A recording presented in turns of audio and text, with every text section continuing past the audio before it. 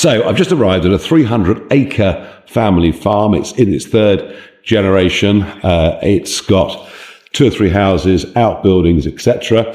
The budget has been just at the most massive shock for the farmer here, James Martin. In a moment, I'm going to chat to him, and he's I have to say, in a pretty distressed state. So the big shock in the budget was inheritance tax on farmland handed down through the generations. Elon Musk overnight coming out hard, saying to the Labour government, don't do this, leave British farmers alone. James, this is a family farm. Yeah. So you'll finish up with a situation when you inherit. What will you have to do? I don't know.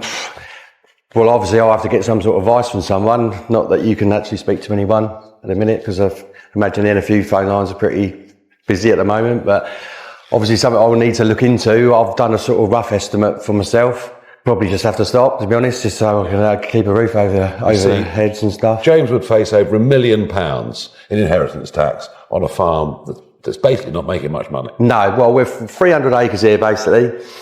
A third of it's some scanfers, like I said before, which we use a bit for the bedding. The rest goes into the power station, like for power and that for homes, obviously. Yeah. The other third is cereals, food for the British public, which, because we're such a small farm, we don't really have the equipment to do so. You're a genuine family farm. Yeah. My granddad obviously we're the third generation. Yeah.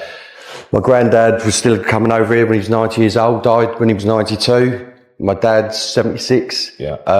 Fortunately, he has had some bad news cancer-wise, so he's stuck at home, so he doesn't come over a great deal. But 300 acres, 3 properties on the farm. Yeah. Obviously all got ag ties on. I haven't worked out exactly, but probably looking at $500,000 for each house. We used to be livestock farmers. We've got a lot of sheds here, so we're not a great big landowners. Basically, we are a really, really relatively small farm when you compare yourselves to everyone around here. So the value obviously of the sheds and stuff, because we used to be cattle farmers, which we unfortunately had to stop. We used to have a head of 600 cattle here, but the stuff we had to follow, it was very, very hard to actually make some money doing that, especially obviously with to support 2 families. There's a fire station up the road, like the Shepherd Beeper, that I've got 300, but basically I've got a 300 acre farm and we work our socks off for it to try and keep all the families running. Yeah. It doesn't pay enough for me to have a normal life. I'm on a contract at the fire station where I do 120 hours a week on call, like to make money up. It's not 120 hours a month, it's actually 120 hours every single week I'm on call to serve the community.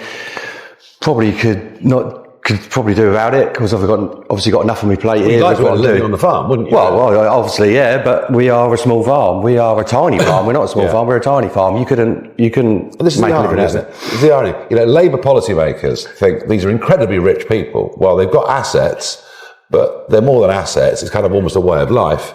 Yeah. And if he was to face in a year or two an inheritance tax bill of £1 million, it's just not possible, is it? No, we're obviously trying to make ourselves bigger, try to bet yourselves like you do. So some of the land we bought, obviously all the 300 acres we got here is actually security for the mortgage. Yeah. So I can't turn around and say, oh, do you know what, we'll just sell a couple of these fields and give it to the government, because it's owned by someone else, the security for the land. So I'd probably have to sell all that first to pay the mortgage off, and then sell whatever I've got left to pay the inheritance tax, to be honest. Well, I tell you what, I think the government have got this wrong. They don't understand the circumstances of family farms like this at all. They don't get it. And I think we've got to try and put as much pressure as we can on the government to change this, because as it is, it's going to wipe out a huge number of traditional family farms all over this country. I think it's wrong at every level. James, thank you for sharing your story with us. Yeah, thank you. Nigel Farage has raised alarm over recent proposals by Keir Starmer and Rachel Reeves regarding inheritance tax, warning that these changes could have devastating effects on small family farms. Farage's message highlights the significant role family farms play in rural Britain, not only as economic assets, but as cultural touchstones that have been passed down through generations. He argues that the policies being pushed by Labour's leadership represent a declaration of war. On these farms, which will disrupt rural communities, hurt families, and potentially lead to the erosion of traditional ways of life that have sustained these areas for centuries. Family farms, according to Farage, are much more than businesses. They're integral parts of rural communities.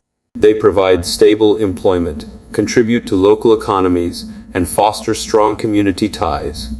Generations of families have worked the land not only out of a need to sustain themselves, but out of a commitment to continue a tradition and a way of life. These farms embody a unique connection to the land and to heritage, often surviving because families are willing to make sacrifices to ensure that they remain intact and operational. Farage worries that Labour's approach to inheritance tax could undermine this continuity, creating a future in which these family businesses struggle or cease to exist. At the heart of Farage's critique is the nature of inheritance tax itself. Traditionally, inheritance tax has been framed as a way to address wealth inequality, but Farage believes it often punishes those who have worked hardest to create something to pass on to their descendants. Farmers, in particular, are vulnerable under such policies due to the high value of agricultural land, even if the farm itself produces only modest returns. Family farms are often asset, rich but cash poor, meaning that when the time comes to pay inheritance taxes, families can be faced with an impossible choice. Farage worries that rather than merely impacting a wealthy elite, Stormer and Reeves' inheritance tax increase will disproportionately affect these families, forcing them to consider selling parts of their farms, or, in some cases, the entire farm, to meet the financial burden of taxation. Farage's argument goes beyond economic impact. He's sounding an alarm about the potential social ramifications of such a policy. In his view, if family farms are forced to sell to meet tax obligations, they will likely be replaced by larger corporate entities. These corporate farms lack the personal connection and community commitment that family farms bring, and their primary objective is often maximizing profit rather than contributing to the community. Farage argues that this could lead to a depersonalized industrial approach to farming, which not only removes local identity, but also risks diminishing the quality and sustainability of agricultural practices. He warns that the sense of pride, tradition, and responsibility that comes with family farming would be lost in the transition to corporate ownership, leaving rural areas fundamentally altered. Further, Farage highlights the broader long-term impacts on rural areas if these policies go into effect. He argues that rural communities will lose not just their farms, but their community centers, their traditions, and even their ways of life. The jobs, networks, and support systems that are sustained by family farms could disappear, potentially leading to depopulation, as young people see fewer opportunities in these areas. Farage suggests that this shift would leave behind ghost villages and struggling towns, further widening the gap between rural and urban areas and exacerbating existing issues of regional inequality. Farage's call for Stormer and Reeves to think again is a plea for a balanced approach, one that considers the cultural and social value of family farms, not just their monetary worth. He acknowledges the need for a fair tax system, but argues that Labour's current proposals lack sensitivity to the unique circumstances of rural Britain. By treating all assets as equal under inheritance tax, he suggests that Labour risks disregarding the deeply rooted connections and contributions these farms make to British society. Farage believes that rural voters deserve a policy that recognizes the distinctive challenges faced by family farms, and that any taxation should reflect the goal of preserving, rather than dismantling, these cornerstones of rural life. In the end, Farage's message is a passionate defense of the rural way of life and a challenge to Labour to consider the unintended consequences of their tax policy. His call to protect small family farms is more than an economic stance. It's a stance for preserving an essential part of Britain's cultural fabric.